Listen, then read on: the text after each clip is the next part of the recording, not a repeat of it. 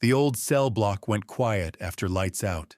No shouting, no footsteps, just the slow rhythm of men pretending to sleep. On the bottom bunk, the old inmate lay still, hands folded on his chest, breathing calm, like a man who'd already accepted whatever came next. That calm annoyed the prison boss. Everyone else feared him. Everyone else watched their backs. But this old man didn't flinch, didn't beg, didn't even look afraid.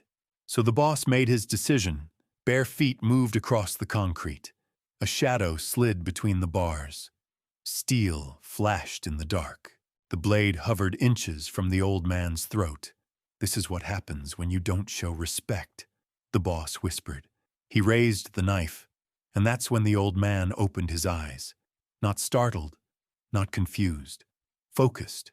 In one smooth motion, his wrist turned, his body shifted, and the blade was gone, pinned against the wall before the boss even realized he'd moved. The prison boss froze, because that grip, that timing, that absolute control didn't belong to an old, tired inmate. It belonged to someone who had ended lives in silence long before prison walls ever existed. Stay with me until the end, because what the prison boss learns about that old inmate's past turns him from hunter into prey. Before we begin, don't forget to like this video, hit subscribe, and comment where you're watching from. Now let's get into it. The fluorescent lights of Millfield Correctional Facility cast harsh shadows through every corridor.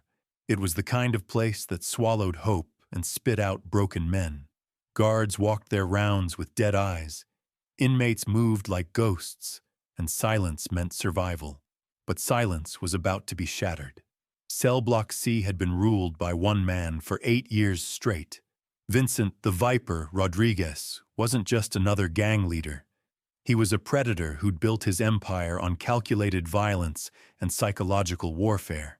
6'3" of pure intimidation, covered in tattoos that told stories of every territory he'd claimed, every rival he'd eliminated. Vincent controlled everything. Who ate first in the cafeteria, who got protection and who got targeted, which guards looked the other way and which ones needed gentle persuasion. His network stretched through every level of the prison hierarchy. And then Frank Miller arrived. 67 years old, silver hair, wearing his orange jumpsuit like it was a Sunday suit. The intake paperwork said white-collar crime, tax evasion, embezzlement. Nothing violent, nothing threatening, just another old man who'd gotten caught with his hand in the corporate cookie jar. Vincent's first glimpse of Frank came during afternoon rec time. While other inmates lifted weights or played cards, the old man sat alone on a bench, reading a paperback novel. His posture was perfect. His eyes moved across the pages with mechanical precision. Most interesting of all, he never looked around nervously like fresh meat usually did. That bothered Vincent more than he cared to admit. Fresh inmates followed a predictable pattern. First came fear, wide eyes scanning for threats. Then came desperate attempts to find protection or form alliances. Finally came either submission to the established order or foolish rebellion that got them beaten into line. Frank Miller did none of these things. He simply existed in his space with an unshakable calm that made Vincent's skin crawl. The first test came 3 days later in the shower block. Vincent sent 2 of his soldiers, Rico and Snake, to deliver a message. Nothing violent, just a friendly conversation about how things worked in Cell Block C. A gentle reminder that respect flowed upward to Vincent, and comfort flowed downward to those who earned it. Rico approached Frank while he dried off after his shower. "Yo, old-timer, boss wants to meet you. Make sure you understand how things work around here." Frank folded his towel with methodical precision. "I understand perfectly." "Yeah? Then you know you owe the boss some respect. Maybe something from your commissary account to show good faith." Frank looked up then, and Rico felt something cold slide down his spine. The old man's eyes held depths that seemed to go on forever. Not angry, not afraid, just measuring. "I'll consider it," Frank said simply. Rico left feeling like he'd just failed some kind of test he didn't even know he was taking. Vincent wasn't pleased with the report. Consideration meant defiance. Defiance meant example-making time. But something about Rico's description of those eyes made him pause. Maybe a more direct approach was needed. The next morning during breakfast, Vincent made his move. He walked directly to Frank's table, flanked by 4 of his most trusted soldiers. The cafeteria fell silent. Conversations died mid-sentence. Even the guards paused to watch. Frank continued eating his scrambled eggs without looking up. "Frank Miller," Vincent said, his voice carrying across the suddenly quiet room. "Time we had ourselves a proper introduction." Frank chewed thoughtfully, swallowed, then met Vincent's gaze with that same unnerving calm. "Vincent Rodriguez, born in East LA, arrested for armed robbery at 19. Did your first stretch in Pelican Bay. Built your reputation on fear and careful violence. Been running this block since 2016. The silence in the cafeteria became absolute. Nobody knew that much about Vincent's history unless they'd done serious homework. And homework like that suggested preparation, planning, intelligence gathering. Vincent's jaw tightened. "You been asking questions about me, old man?" "I listen," Frank replied. "People talk. Information flows, same as anywhere else." "Information flows to me," Vincent corrected, his voice dropping to a dangerous whisper. "Through me. I control what gets shared and what stays buried. You'd do well to remember that." Frank set down his plastic fork and looked directly into Vincent's eyes. For a moment that stretched like eternity, the 2 men studied each other. Vincent saw calculation behind the old man's calm exterior. Frank saw exactly what he expected to see, a predator who'd grown comfortable in his territory. "I'll remember," Frank said finally, but his tone suggested he was remembering something entirely different than what Vincent intended. That night, Vincent lay in his single cell thinking about the exchange. Something was wrong with the picture Frank Miller presented. Tax evaders didn't gather intelligence like special operations. White-collar criminals didn't carry themselves with that kind of controlled awareness. Most troubling of all, they didn't look at dangerous men like Vincent Rodriguez without even a flicker of concern. The smart move would be to have Frank transferred out of cell block C. Make some calls, pull some strings, send the old man somewhere else where he could be someone else's problem. But Vincent's pride wouldn't allow it. He'd built his reputation on never backing down from a challenge, never showing weakness in front of his soldiers. Besides, what threat could one elderly embezzler really pose? The answer to that question was about to reshape everything Vincent thought he knew about power, control, and survival behind bars. Because Frank Miller wasn't just any old man serving time for financial crimes. And the skills that made him dangerous had nothing to do with spreadsheets or corporate fraud. They had everything to do with 30 years of classified operations in places that didn't officially exist, against enemies who never saw him coming. Vincent's decision came during the 3rd week of Frank's stay. The old man's presence had become like a splinter under his skin, irritating every moment of every day. His soldiers were starting to whisper.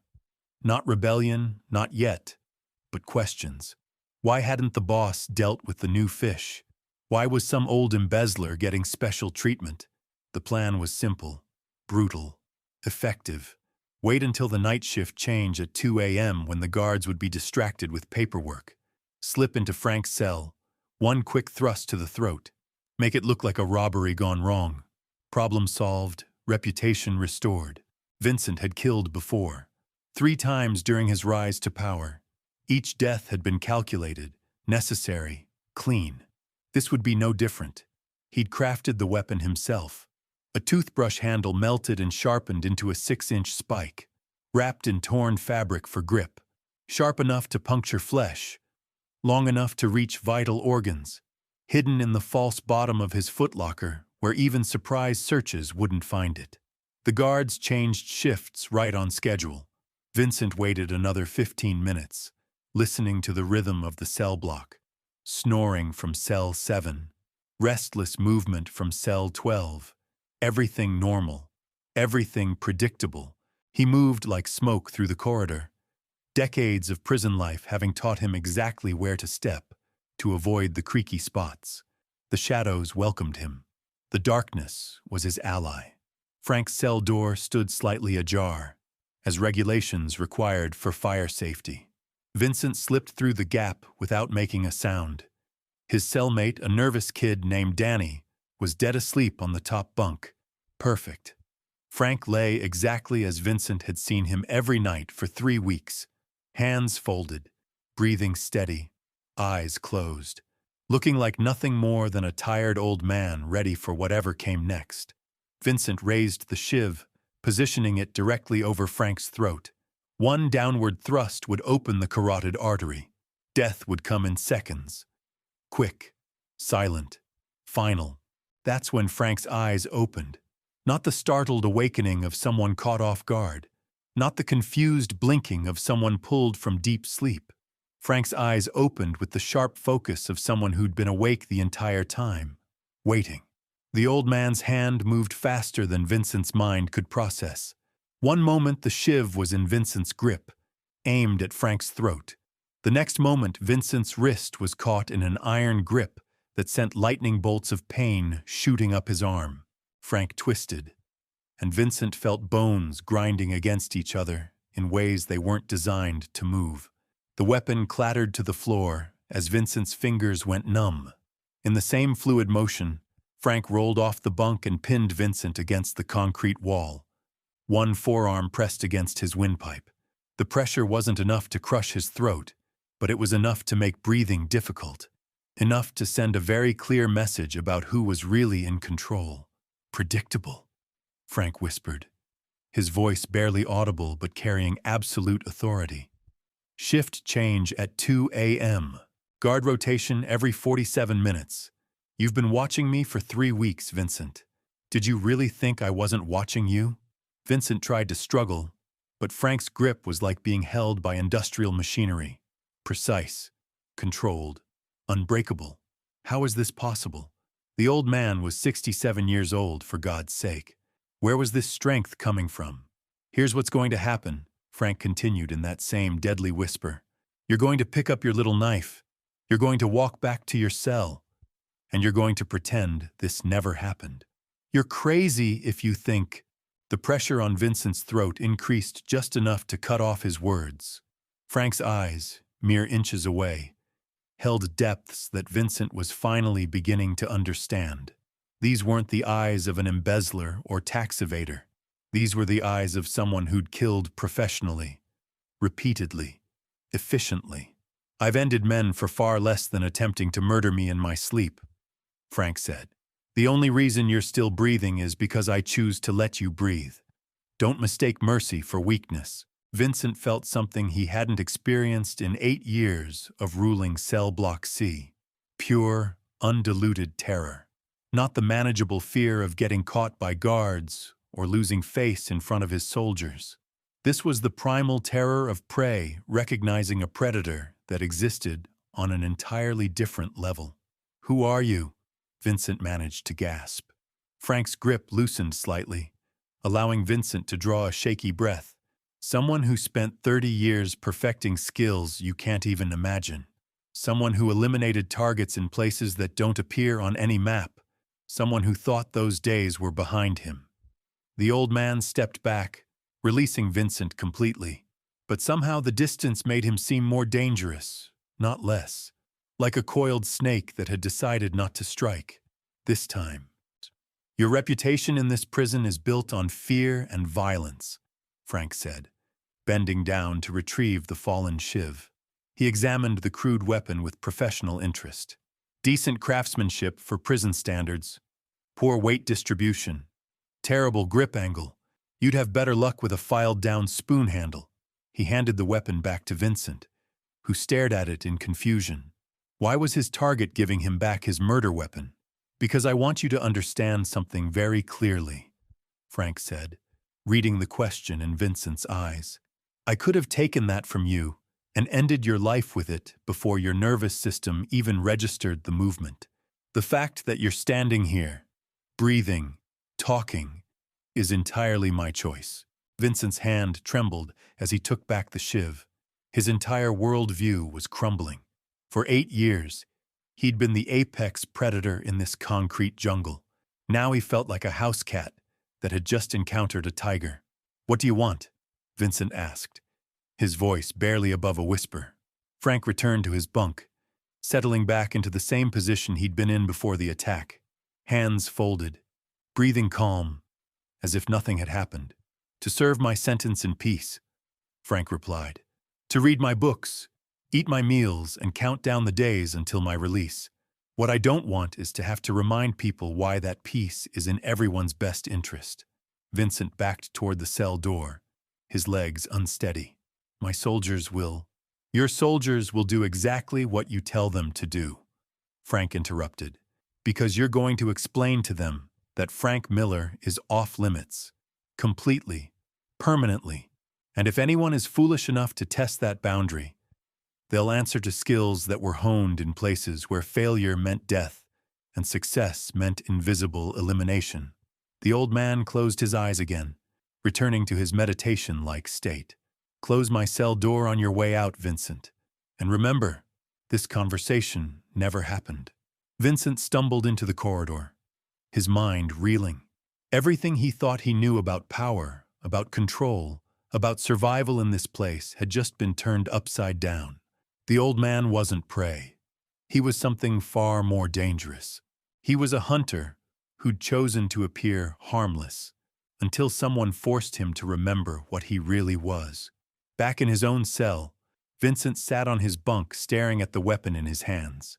For the first time in 8 years, he felt truly vulnerable, because somewhere in cell block C was a man who could end him without effort, without noise, without anyone ever knowing what had really happened.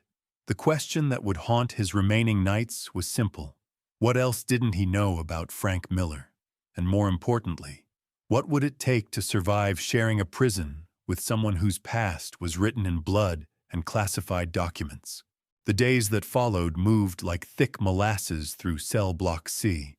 Vincent tried to maintain his routine, his swagger, his iron grip on power.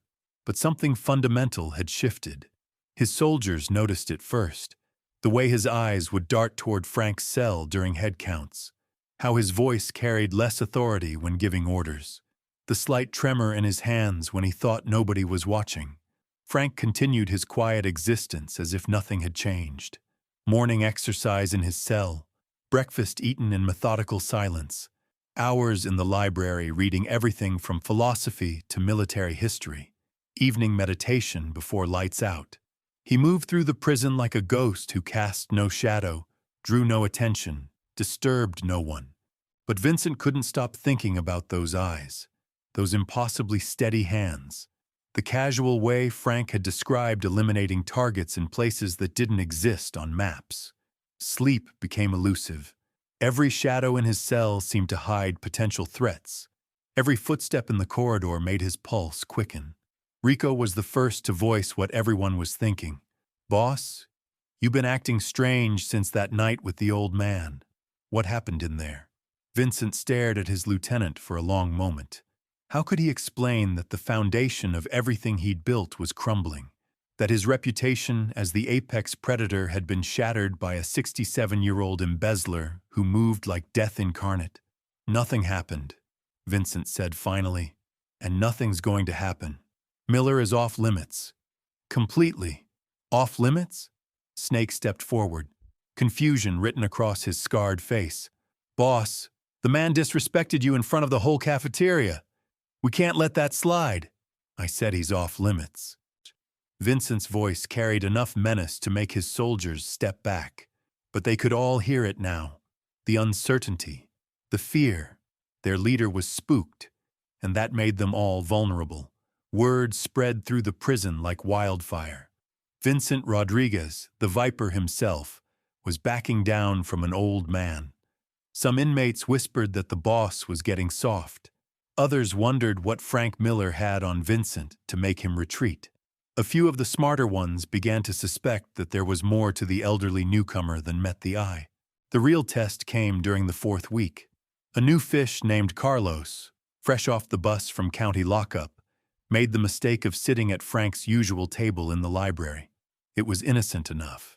The kid didn't know the unspoken rules, didn't understand the delicate ecosystem of prison hierarchy. Frank approached the table with his usual calm demeanor. "Excuse me," he said politely. "You're in my seat." Carlos looked up from his comic book, taking in Frank's age, his mild appearance, his non-threatening posture. The kid had been running with gangs since he was 12. He'd done time in juvenile facilities where respect was earned through violence. This old man looked like easy prey. "Your seat?" Carlos laughed, loud enough for other inmates to hear. "I don't see your name on it, Grandpa. Maybe you should find somewhere else to park your ancient ass." The library went dead silent. Every eye turned toward the confrontation. This was the moment that would determine whether Frank Miller was truly untouchable, or if Vincent's protection was just temporary fear. Frank stood perfectly still for several heartbeats. Then he pulled out the chair across from Carlos and sat down with deliberate precision. His movements were economical, controlled, carrying an undercurrent of barely contained violence that made the air itself seem to thicken. "I'm going to give you one opportunity to reconsider," Frank said quietly. His voice carried no anger, no threat, just absolute certainty. "Stand up. Walk away. Pretend this never happened." Carlos felt something cold slide down his spine, but pride and reputation were everything in this place. Backing down from an old man would mark him as weak for the rest of his sentence. "Or what, old-timer? You gonna tell the warden on me?" Frank's hand moved across the table faster than thought. His fingers found pressure points on Carlos's wrist that the young man didn't even know existed. The comic book fell from nerveless fingers as lightning bolts of agony shot up Carlos's arm. "I spent 15 years in places where men like you were considered training exercises," Frank whispered, his voice so low only Carlos could hear. "Places where failure meant death and success meant nobody ever found the bodies. You have 3 seconds to stand up and walk away before I demonstrate exactly what I learned in those places." Carlos's eyes went wide with panic. The pain in his arm was unlike anything he'd ever experienced, precise and surgical and completely overwhelming. But it was the look in Frank's eyes that truly terrified him. Those weren't the eyes of a man making threats. They were the eyes of a professional, evaluating the most efficient way to eliminate a problem. "One," Frank said calmly. Carlos tried to pull free, but Frank's grip was like being held by industrial machinery. The pressure increased slightly, and Carlos felt bones grinding against each other in ways that made his vision blur. "Two." Okay, Carlos gasped, his voice cracking with pain and fear. "I'm moving. Jesus Christ, I'm moving!" Frank released him immediately, and Carlos stumbled backward, clutching his arm. The young man's face had gone pale, and everyone in the library could see the terror written across his features. "Wise choice," Frank said, returning to his book as if nothing had happened. "The chair's all yours now." Carlos fled the library without looking back, and within an hour, every inmate in cell block C knew exactly what had transpired. The old man wasn't just off limits because Vincent said so. He was off limits because he was legitimately dangerous, lethal in ways that prison violence couldn't match. Vincent heard about the incident within minutes. Part of him felt vindicated. His instincts about Frank had been correct, but a larger part felt the walls closing in around him. How long before his soldiers started questioning why their leader was afraid of someone he should be able to crush? How long before rivals in other cell blocks decided that Vincent's protection of Frank made him look weak? The answer came sooner than he expected. Marcus the Bull. Washington ran cell block B with the same iron fist Vincent used in block C. They'd maintained an uneasy truce for 3 years, respecting each other's territory, avoiding direct confrontation. But Marcus had been watching the situation with Frank Miller with growing interest. The meeting happened in the yard during afternoon recreation. Marcus approached Vincent's usual bench where the Viper held court with his inner circle. The conversation around them died as other inmates sensed the tension building. "Vincent," Marcus said, his massive frame casting a shadow over the bench. "We need to talk." "About what?" "About the old man you've been protecting. Word is, he made one of your boys cry like a baby in the library yesterday. That true?" Vincent felt his jaw tighten. "What happens in my block stays in my block, Marcus. That's always been our agreement." "Agreements change when they start affecting business."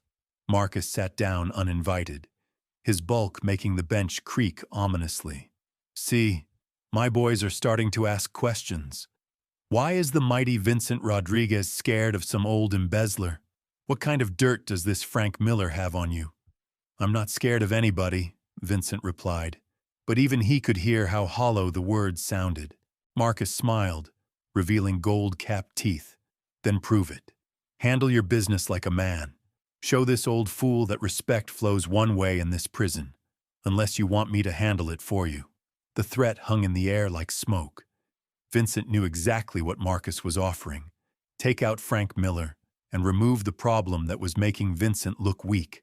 But Vincent also knew what Frank was capable of, and the thought of Marcus's soldiers tangling with the old man made his blood run cold. "Miller is mine to handle," Vincent said finally. "When I'm ready." "How long you need?" "Because my patience has limits, and so does my respect for leaders who can't handle their own territory." Marcus stood and walked away, leaving Vincent staring at the concrete beneath his feet.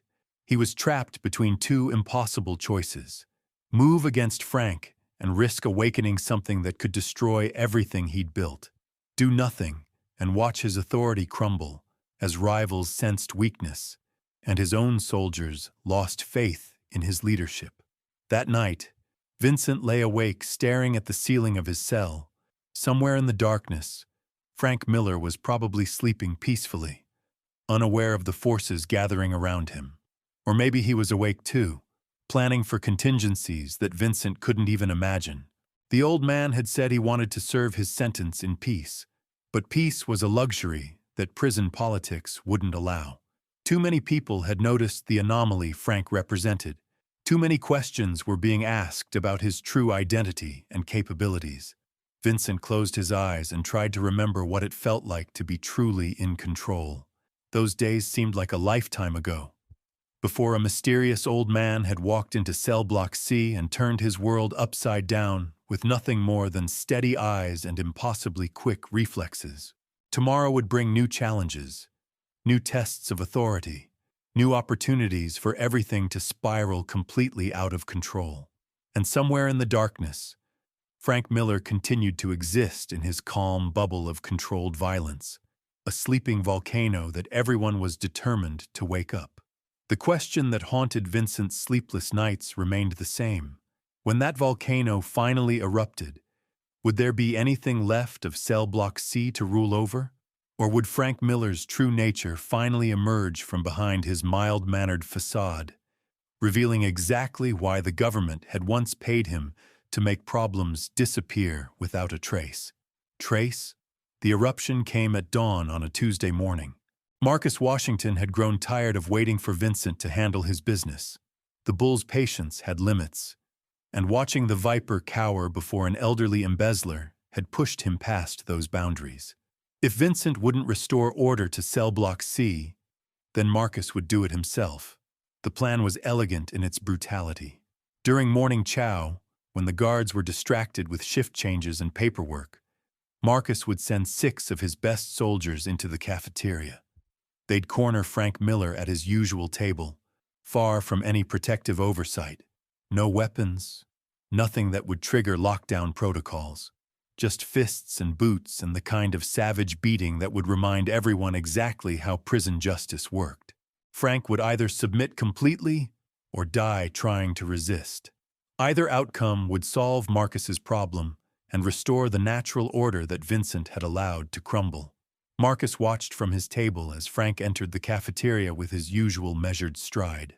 The old man moved through the serving line with mechanical precision, accepting his tray of powdered eggs and burnt toast without complaint. His eyes swept the room once, cataloging faces and positions with the unconscious efficiency of someone who'd spent decades assessing potential threats. Those eyes paused for just a moment on Marcus's table, and the bull felt something cold settle in his stomach. Frank's gaze held no fear, no concern, just the kind of professional assessment that made Marcus remember stories his grandfather used to tell about soldiers who'd come back from foreign wars with shadows in their eyes. But it was too late to change course now. Marcus's reputation was on the line, and his soldiers were already moving into position. Frank took his usual seat at the corner table, back to the wall, clear sight lines to all entrances. He began eating with the same methodical calm he brought to everything else, seemingly oblivious to the predators circling closer. The first soldier, a mountain of muscle called Diesel, approached from the left. He'd been instructed to start with verbal intimidation, escalating to physical violence only if Frank refused to submit. Marcus wanted witnesses to see that the old man had been given every opportunity to avoid what came next. "Morning, Grandpa," Diesel said, his voice carrying across the suddenly quiet cafeteria. "Boss wants to have a conversation with you." Frank looked up from his eggs, chewing thoughtfully before swallowing. "I'm eating breakfast. Breakfast can wait. Boss doesn't like to wait." Frank set down his plastic fork and studied Diesel with clinical interest. The young man was built like a linebacker, all bulk and intimidation, probably used to overwhelming opponents through sheer physical presence. Effective against most targets, useless against someone who understood leverage points and nerve clusters. "Tell your boss I'll be happy to speak with him after I finish my meal," Frank said calmly. "Shouldn't take more than 10 minutes. Diesel's face flushed with anger. In his world, respect flowed upward immediately and without question. This old man's casual dismissal was an insult that demanded correction. "You don't seem to understand the situation, old-timer," Diesel growled, leaning forward to loom over Frank's table. "When Marcus Washington wants to talk, you drop everything and—" Frank's hand shot out faster than thought, finding the pressure point just below Diesel's elbow. The massive man's arm went instantly numb, sending him stumbling sideways as his nervous system misfired. Before Diesel could recover his balance, Frank was standing, his chair pushed back with surgical precision. "Gentlemen," Frank said, his voice carrying clearly through the silent cafeteria, "I assume you're all together.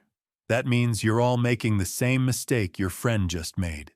The other 5 soldiers had been moving to surround Frank's table, but they froze as Diesel crashed into a nearby chair, clutching his useless arm and gasping in confusion. Nobody had seen the old man actually strike. One moment Diesel was standing. The next, he was down. Marcus felt his confidence wavering.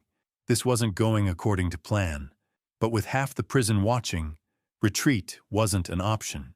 He'd committed his forces, and backing down now would destroy his reputation faster than any defeat. "Take him down!" Marcus shouted across the cafeteria. What happened next unfolded with the terrible beauty of professional violence, applied with surgical precision. Frank moved like water flowing around stones, each motion economical and devastatingly effective. The second attacker lunged forward with haymaker punches, designed to overwhelm through brute force. Frank stepped inside the arc of the swing, his palm striking upward into the man's solar plexus, with enough force to lift him off his feet. The third attacker came from behind, wrapping his arms around Frank's waist in a bear hug meant to pin his arms and leave him helpless. Frank dropped his weight, slipped the grip, and drove his elbow backward into ribs with a crack that echoed through the cafeteria. The man folded like a broken accordion. The 4th and 5th soldiers rushed him together, trying to use coordinated attacks to overwhelm his defenses. Frank pivoted between them, redirecting their momentum into each other. Bone met bone with sickening impact as they collided in a tangle of limbs and confusion. The final attacker, seeing his teammates scattered around Frank like broken toys, pulled a shiv from his waistband. The crude blade gleamed under the fluorescent lights as he lunged forward with desperate fury. Frank caught the man's wrist in mid-strike, twisted with mechanical precision, and the weapon clattered to the floor. A quick pressure point strike to the neck, and the last soldier crumpled unconscious beside his groaning teammates. The entire encounter had lasted less than 30 seconds. Frank straightened his orange jumpsuit, picked up his plastic fork, and returned to his breakfast as if nothing had happened. Around him, 6 of Marcus Washington's best soldiers lay writhing in various states of incapacitation. Not one of them had managed to land a single blow. The cafeteria remained frozen in absolute silence. Guards stood motionless at their posts, unsure how to process what they'd just witnessed. Inmates stared with mixtures of awe and terror at the elderly man calmly finishing his powdered eggs. Marcus Washington felt his world collapse around him. His reputation, built on fear and overwhelming force, had just been shattered by a 67-year-old man who moved like death itself. Every inmate in 3 cell blocks would hear about this within the hour. His authority was finished. Frank looked up from his tray and met Marcus's eyes across the cafeteria. There was no triumph in his gaze, no satisfaction, just the cold, professional assessment of someone evaluating whether additional threats remained. "Tell me," Frank said, his voice carrying clearly through the silence. "Are we finished here? Or do you have more students who need education?" Marcus couldn't find his voice. The bull, feared throughout the prison system, sat paralyzed by the recognition of a predator that existed on an entirely different level than anything he'd ever encountered. Frank nodded once, understanding the answer in Marcus's silence. He returned to his breakfast, while guards finally stirred into action, calling for medical attention and backup. The wounded soldiers were carried out on stretchers, their moans echoing through corridors that would never feel quite the same. Vincent Rodriguez watched it all from his table across the room, his coffee growing cold in his trembling hands. Everything he'd feared about Frank Miller had just been confirmed in the most spectacular way possible. The old man wasn't just dangerous. He was something that prison politics couldn't contain, couldn't control, couldn't comprehend. Word of the cafeteria incident spread through Millfield Correctional like wildfire. By evening count, every inmate knew the story. The elderly embezzler who'd humiliated 2 of the most feared gang leaders in the facility. The mild-mannered old man who fought like something out of a classified military manual. Frank Miller finished his sentence exactly 18 months later. He walked out of Millfield the same way he'd walked in, quietly, calmly, without fanfare or farewell. His few possessions fit in a single paper bag. His paperwork showed exemplary behavior throughout his incarceration. What the paperwork didn't show was how fundamentally his presence had changed the power structure of the entire facility. Vincent Rodriguez never fully recovered his authority. Marcus Washington was transferred to another prison after 3 separate attempts on his life by rivals who sensed weakness. The guards developed new protocols for handling elderly inmates, understanding that appearances could be devastatingly deceptive. Frank Miller disappeared back into civilian life, leaving behind only whispered stories and hard-learned lessons about the dangers of judging a man by his cover. Because sometimes the most dangerous person in the room is the one who looks the least threatening. Sometimes the greatest warriors are those who choose peace, until circumstances force them to remember exactly what they're capable of. And sometimes, behind the quiet eyes of an old man reading a book, lies a past written in blood and classified documents that most people can never imagine. That's the lesson Vincent Rodriguez learned too late. Never assume you know someone's story just by looking at them. Because you never know what kind of training, what kind of skills, what kind of deadly expertise might be hiding beneath a gentle exterior, waiting for the moment when survival demands its return.